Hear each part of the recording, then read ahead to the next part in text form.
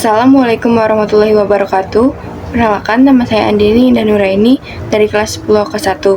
Hari ini saya ingin menjelaskan tentang jurnal-jurnal dalam akuntansi dari jurnal umum sampai jurnal kembali. Yang pertama ada jurnal umum. Apa sih jurnal umum itu? Jurnal umum adalah sebuah catatan pertama dalam transaksi keuangan di sebuah perusahaan. Fungsinya untuk mencatat transaksi keuangan secara kronologis, dan tujuannya untuk mendapatkan informasi keuangan yang akurat dan lengkap. Berikut bentuk dari jurnal umum. Akun-akun yang terlibat di jurnal umum adalah ada akun real dan akun nominal. Akun real yang terdiri dari aset, kewajiban, dan ekuitas, sedangkan akun nominal yang terdiri dari beban dan pendapatan. Kedua, ada buku besar. Buku besar adalah semua kumpulan akun di tiap perusahaan.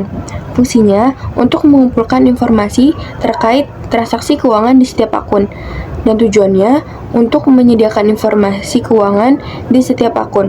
Bentuk buku besar ada 3. Yang pertama, buku besar bentuk T. Kedua, buku besar bentuk stafel. Dan ketiga, bentuk buku besar kontrol. Akun-akun yang terlibat dalam buku besar ada 2, yaitu akun real dan akun nominal. Akun real yang terdiri dari aset, kewajiban, dan ekuitas, sedangkan akun nominal yang terdiri dari beban dan pendapatan. Ketiga, ada neraca saldo. Neraca saldo adalah laporan yang menunjukkan keseimbangan antara hasil akhir transaksi di debit dan juga kredit. Fungsinya untuk memastikan keseimbangan antara hasil akhir transaksi di debit dan juga kredit. Tujuannya untuk memberikan informasi yang akurat. Berikut bentuk dari neraca saldo. Akun-akun yang terdapat dalam neraca saldo ada 2, yaitu akun real dan akun nominal.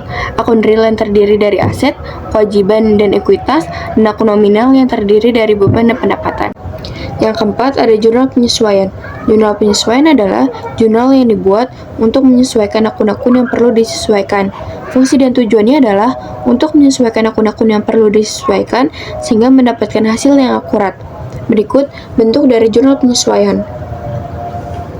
Akun-akun yang terdapat dalam jurnal penyesuaian adalah yang pertama, akun real yang terdiri dari aset, kewajiban, dan ekuitas. Kedua, akun nominal yang terdiri dari beban dan pendapatan. Ketiga, akun-akun lain yang termasuk ke dalam penyesuaian. Yang kelima, ada neraca lajur. Neraca lajur adalah laporan keuangan yang menunjukkan keseimbangan antara kolom debit dan kredit setelah penyesuaian.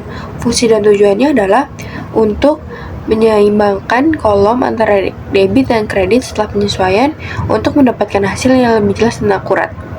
Dalam neraca lajur ada 5 kolom yang harus kita isi. Yang pertama itu ada neraca saldo, diambil dari nilai saldo akhir buku besar.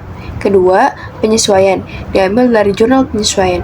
Ketiga, neraca saldo setelah penyesuaian, diambil dari hasil perhitungan neraca saldo dan jurnal penyesuaian. Keempat, laba rugi, diambil dari kolom pendapatan sampai beban. Sedangkan terakhir, neraca kita ambil dari akun kas sampai price. Berikut contohnya. Yang keenam ada laporan keuangan. Laporan keuangan adalah laporan yang menunjukkan kondisi keuangan pada suatu perusahaan. Fungsi dan tujuan dari laporan keuangan adalah untuk menyediakan informasi yang akurat dan jelas untuk pengambilan keputusan ke depannya. Ada 3 jenis dalam laporan keuangan. Yang pertama, laporan laba rugi. Laporan laba rugi adalah laporan yang menunjukkan pendapatan beban pada satu periode. Akun yang terdapat dalamnya adalah akun pendapatan beban. Berikut contohnya. Yang kedua, laporan perubahan modal. Laporan perubahan modal adalah laporan yang menunjukkan masuk dan keluarnya arus kas. Akun-akun yang terdapat dalamnya adalah modal awal, laba atau rugi, price, dan terakhir modal akhir. Berikut contohnya. Dan yang ketiga adalah neraca. Neraca adalah laporan yang menunjukkan kondisi keuangan di suatu perusahaan pada tanggal-tanggal tertentu saja. Akun-akun yang terdapat dalam neraca adalah yang pertama, aktiva yang terdiri dari kas, perlengkapan, peralatan, dan lain-lain. Dan kedua, ada kewajiban yang terdiri dari utang bank dan lain-lain. Ketiga, ada ekuitas, yaitu modal pribadi. Contohnya seperti ini. Yang ketujuh, ada jurnal penutup. Jurnal penutup adalah jurnal yang digunakan untuk menutup akun-akun nominal. Fungsi dan tujuannya adalah untuk menutup akun-akun nominal sehingga mendapatkan hasil yang lebih akurat. Berikut bentuk dari jurnal penutup. Akun-akun yang termasuk dalam jurnal penutup adalah akun nominal, yaitu akun pendapatan dan akun beban. Dan yang terakhir ada jurnal pembalik. Jurnal pembalik adalah jurnal yang digunakan untuk membalikan jurnal penyesuaian pada periode berikutnya.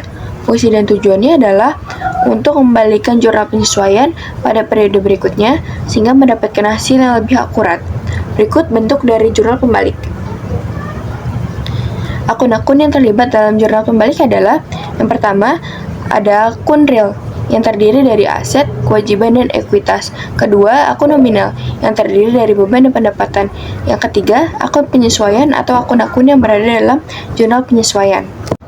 Sekian yang dapat saya sampaikan. Kurang lebihnya mohon maaf. Wassalamualaikum warahmatullahi wabarakatuh.